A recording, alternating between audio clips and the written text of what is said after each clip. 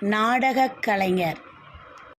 தமக்கே உரிய தனி நடையால் தமிழரை எல்லாம் மேடை நாடகங்களின் பக்கம் ஈர்த்தார் கலைஞர்.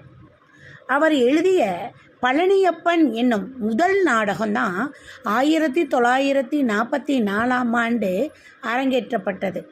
அதனைத் தொடர்ந்து சாம்ராட் அசோகன், மணிமகுடம், வெள்ளிக்கிழமை, காகிதப்பூ உட்பட பல நாடகங்களை எழுதினார்.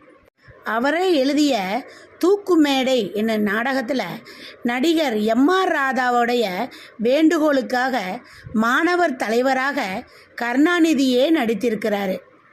அந்த நாடகத்துடைய பாராட்டு விழாவில் தான் அவருக்கு கலைஞர் என்னும் சிறப்பு பெயரே அளிக்கப்பட்டது.